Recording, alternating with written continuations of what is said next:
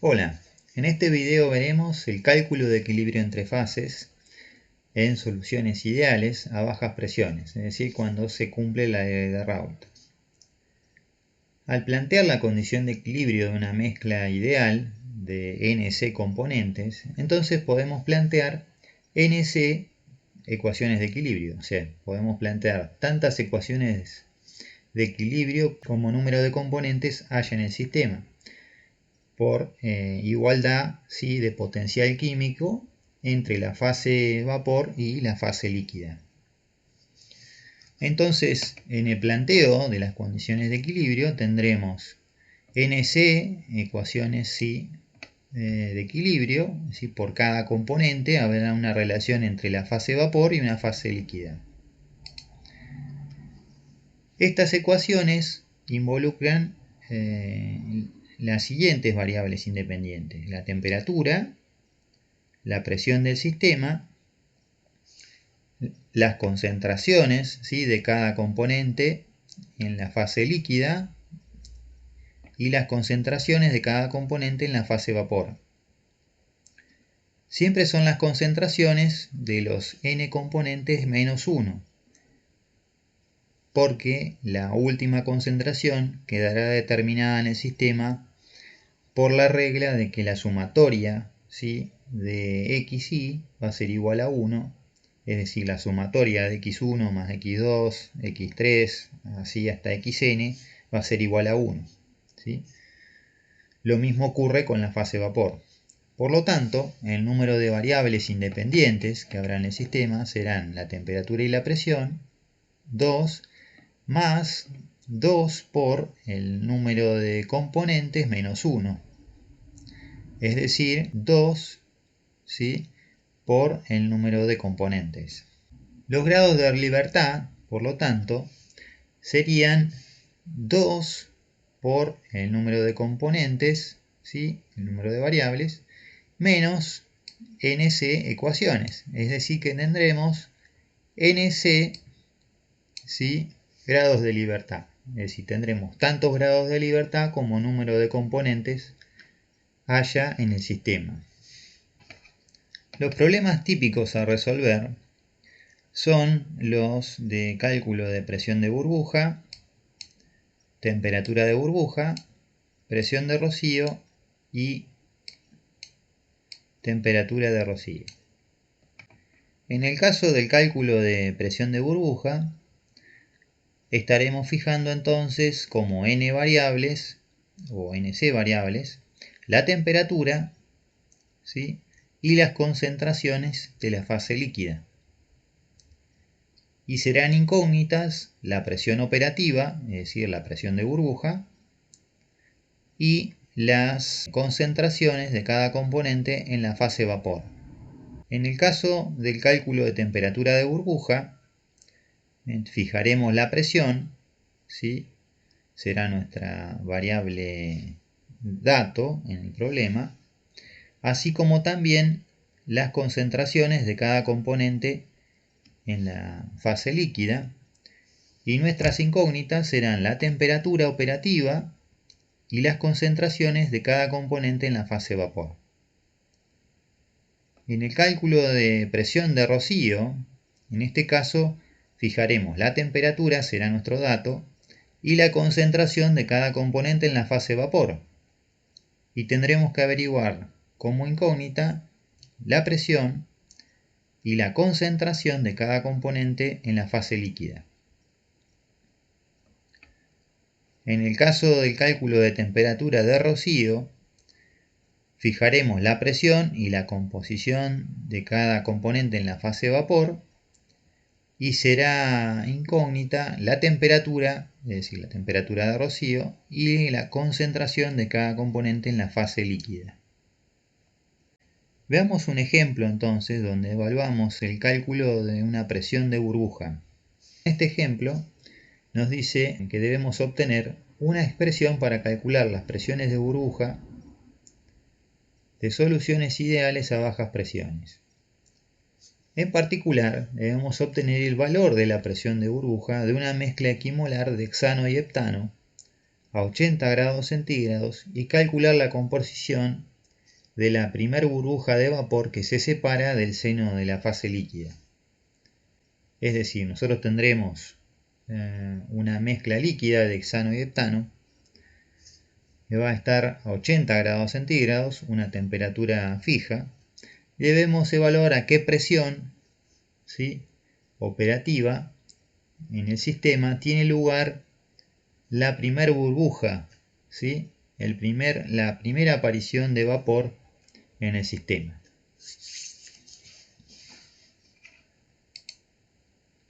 Entonces, para resolver el ejercicio, planteamos nuestras dos relaciones de equilibrio para cada componente, es decir, nuestras dos ecuaciones, para el componente 1 y para el componente 2. Tendremos nuestras dos relaciones de equilibrio según la ley de Raoult. Sumando ambas expresiones, ¿sí?, haciendo esta ecuación más esta, entonces tendríamos, sacando factor común la presión, I1 más I2 por la presión, igual a X1 por la presión de vapor del componente 1 más X2 por la presión de vapor del componente 2. ¿Sí? Como sabemos que X1 más X2 es igual a 1, entonces podremos reemplazar X2 por 1 menos X1. Es decir que esta expresión será igual a X1 por la presión de vapor del componente 1 más 1 menos X1, es decir, esto es X2, por la presión de vapor del componente 2. Distribuyendo términos y sacando factor común X1, podemos decir que la presión operativa del sistema, la presión de burbuja que queremos averiguar, va a ser igual a la presión de vapor, ¿sí?, del componente 2, más la presión de vapor del componente 1 menos la presión de vapor del componente 2 por X1. Si vemos, esta ecuación, ¿sí?, es lineal respecto, ¿sí?, de la composición X1. Es decir, en la medida que aumente la concentración de hexano en el sistema, la presión se va a incrementar en forma proporcional, siempre manteniendo constante la temperatura de 80 grados que fija los valores, ¿sí?, de las presiones de vapor. Las presiones de vapor de los compuestos puros la podemos determinar a partir de la ecuación de Antoine. Las expresiones son las que se pueden ver en la diapositiva. A 80 grados centígrados, ¿sí?, obtenemos un valor de la presión de vapor del componente 1 de 142,43 kilopascales y del componente 2 de 56,98 kilopascales. Para una concentración X1 igual a 0,5, es decir, una composición equimolar, ¿sí?, de la mezcla, la presión, ¿sí?, según esta ecuación, nos da un valor de 99,71 kilopascales. Es decir, que la composición I1, ¿sí?, el de hexano en la fase vapor, en la primera burbuja de vapor que se genere, ¿sí?, en este sistema, va a ser igual, según la ley de Raoult, a X1 por la presión de vapor del componente 1 dividido la presión operativa.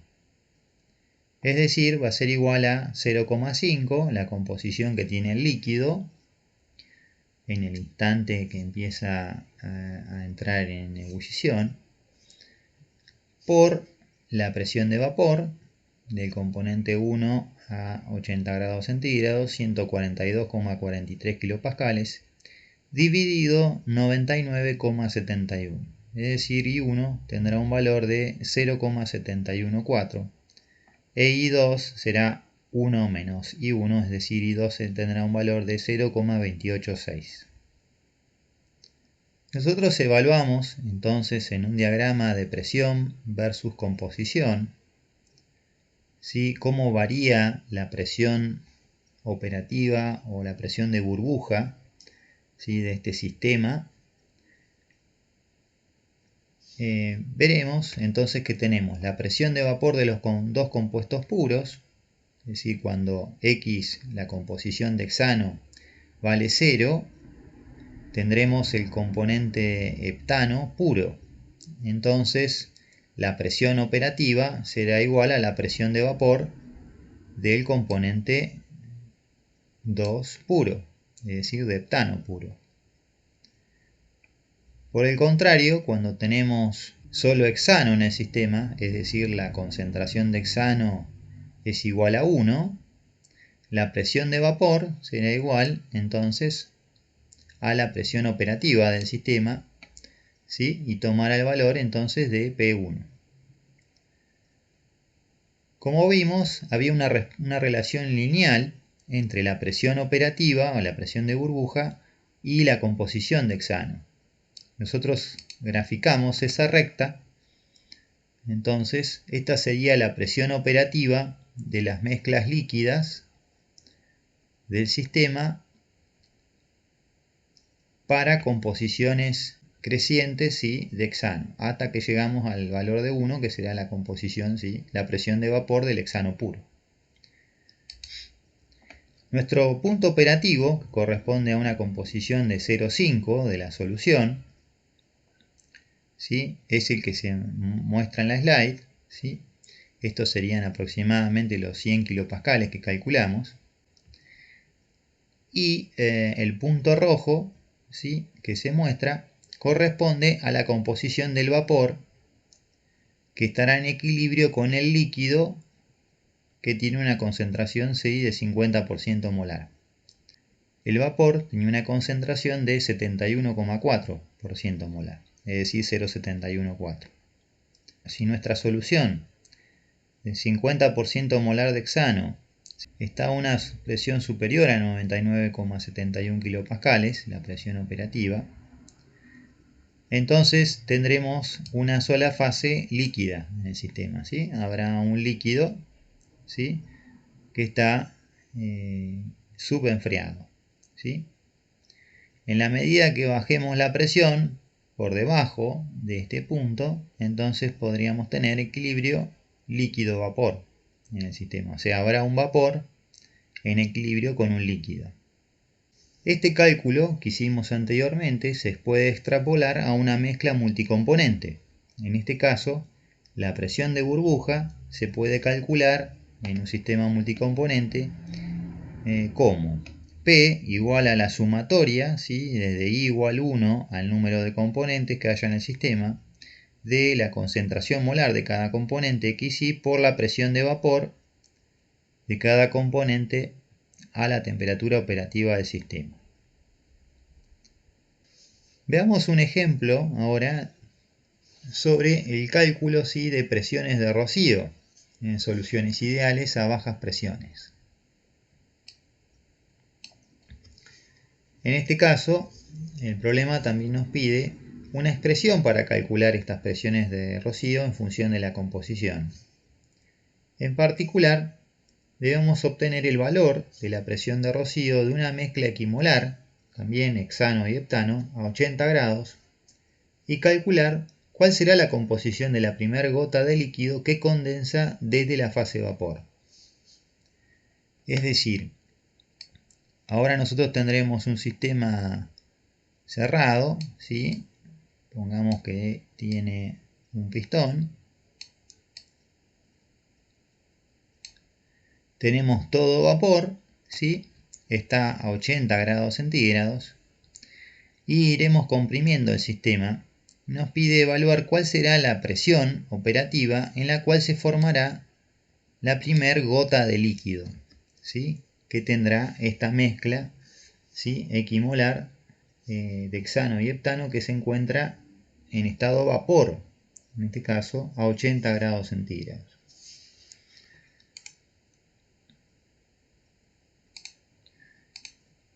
Bien, nuevamente entonces planteamos nuestras ecuaciones, que serán las relaciones de equilibrio, ¿sí?, entre la fase vapor y líquida para el componente 1 y la relación de equilibrio entre la fase vapor y líquida del componente 2.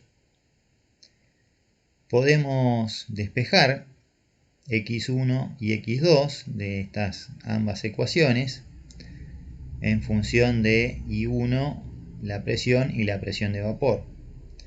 Y X2 igual a la concentración I2 del componente en la fase de vapor por la presión dividido la presión de vapor del componente 2. En este caso, I1 e I2 son datos del problema, es decir, son nuestras concentraciones del 50% molar de hexano, ya que recordemos que toda la mezcla se encuentra en estado de vapor.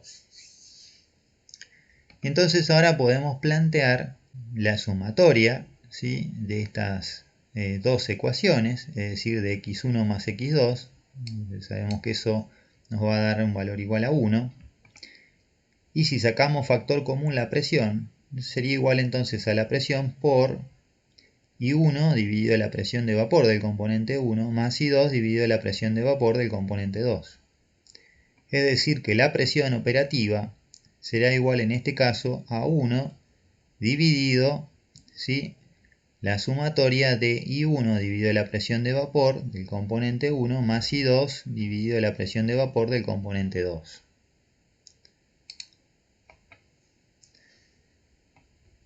Esto mismo que vimos para una mezcla binaria, la podemos extender también a una mezcla multicomponente. En este caso, la presión operativa de una mezcla que se encuentra en estado vapor, en el punto de rocío, va a ser igual a 1 dividido la sumatoria, ¿sí?, desde 1 al número de componentes de I sub I dividido la presión de vapor del componente I, ¿sí?, para cada uno de los componentes que integran el sistema. Esta es entonces nuestra expresión generalizada, ¿sí?, del cálculo de presiones de rocío de soluciones ideales a bajas presiones.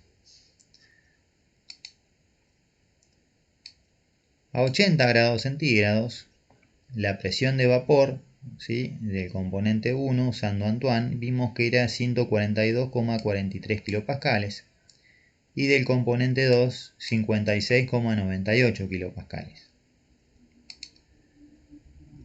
Para una concentración de I1 igual a 0,5, que es la que plantea el problema, entonces si hacemos el cálculo nos da un valor la presión de rocío de 81,40 kilopascales, que vemos que es menor, ¿sí?, a la presión de burbuja, ¿sí?, de esta mezcla, que era de 99,71 kilopascales. X1, que es una incógnita del problema, la composición de este primer líquido, de esta gota de líquido que se forma en el sistema, será igual, según la ley de Raoult, a I1 por la presión dividido la presión de vapor del componente 1, es decir, 0,5, la composición del vapor, por 81,4, la presión de rocío, dividido 142,43 la presión de vapor, ¿sí?, del componente 1. En este caso X1 toma un valor entonces de 0,286. Si ahora queremos hacer un diagrama, ¿sí?, de la curva, ¿sí?, de presiones de rocío respecto de la composición de la fase de vapor, entonces tendremos nuestros componentes puros, ¿sí?, la presión operativa del sistema cuando hay heptano puro será igual a la presión de vapor del heptano, y cuando hay hexano puro será igual a la presión de vapor del hexano. Tendremos nuestras curvas de rocío, ¿sí?, según la composición de la fase de vapor. En particular, para una concentración del 50% molar de hexano, vimos que la composición del líquido era de 0,286. Es decir, la presión de rocío es menor a la presión de burbuja, que vimos que tomaba un valor de 99,7, ¿sí?, kilopascales. ¿Sí? La presión de rocío, recordemos, era una curva lineal, ¿sí?, entre ambas presiones de vapor de los componentes puros.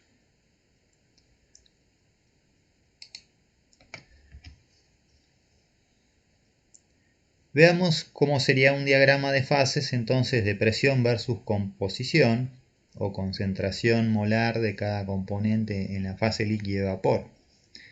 Para ambas fases tendríamos entonces nuestra recta de puntos de burbuja, ¿sí?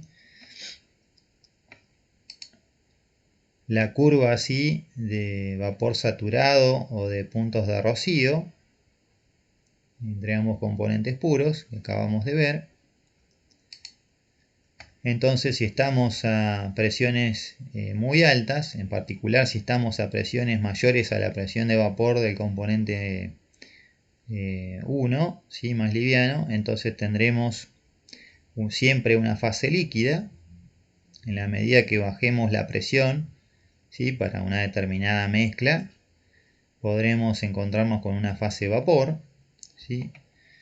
Una vez que alcanzamos, ¿sí? La región de equilibrio líquido-vapor, en esta zona tendremos dos fases, ¿sí? Y si bajamos demasiado la presión, ¿sí? A temperatura constante, podríamos encontrarnos entonces con una sola fase vapor en el sistema. Así, por ejemplo, una mezcla que tiene una composición Z1, ¿sí? Mayor a 0,5, supongamos 0,7, ¿sí? Como valor, tendrá un punto de rocío, ¿sí? P sub B, digamos. Si nosotros bajamos entonces la presión por debajo del valor de la presión de burbuja de esta mezcla, entonces tendremos equilibrio líquido-vapor. La concentración del componente 1 en el líquido va a ser menor a la concentración, ¿sí? Original de la mezcla. Mientras que la concentración del componente 1 más liviano en la fase vapor va a ser mayor. Esto es lo que nos permite en principio separar, ¿sí? Dos componentes por destilación. Es decir, partimos de una mezcla, ¿sí? Que tiene líquida, que tiene una dada composición Z1, y obtenemos un vapor de mayor concentración y un líquido de menor concentración. Si hacemos esto en sucesivas etapas, entonces podemos obtener una destilación y un componente cada vez más puro en las etapas sucesivas. Si nosotros bajamos aún más la presión hasta llegar al punto de rocío, entonces toda la mezcla Z1 se va a transformar en el recipiente a un vapor. Y en ese estado, ¿sí? Habrá una gota de líquido que tendrá la composición dada, ¿sí? Del sistema mucho menor, ¿sí? A la composición, ¿sí? Del vapor, de la mezcla.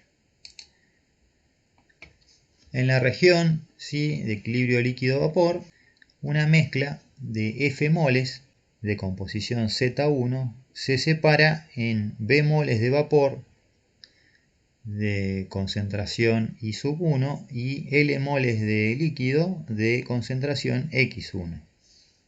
Nosotros podemos aplicar entonces el balance de masa para determinar qué cantidad, ¿sí? De líquido y de vapor se va a producir en el sistema. Si hacemos un balance de masa por componente, entonces sabremos que de la mezcla alimentada, ¿sí? A un recipiente, F por Z1 va a ser igual a B por I sub 1, la concentración, ¿sí? Del componente 1 en la fase vapor por la cantidad de vapor, más L, ¿sí? La cantidad de líquido por X1, la concentración del componente 1 en el líquido. Y también tenemos otra ecuación que corresponde al balance de masa global, es decir, la cantidad F de moles alimentada va a ser igual a la cantidad de moles en la fase vapor más la cantidad de moles en la fase líquida. Trabajando ambas expresiones, F por Z1 menos X1 va a ser igual a B por I1 menos X1. Es decir, la fracción de vapor, ¿sí? B sobre F va a ser igual a los moles de vapor dividido los moles originales alimentados. Y eso será igual entonces a Z, la composición original de la mezcla alimentada al sistema, menos la concentración del componente 1 en la fase líquida, dividido la concentración del componente 1 en la fase vapor menos la concentración del componente 1 en la fase líquida.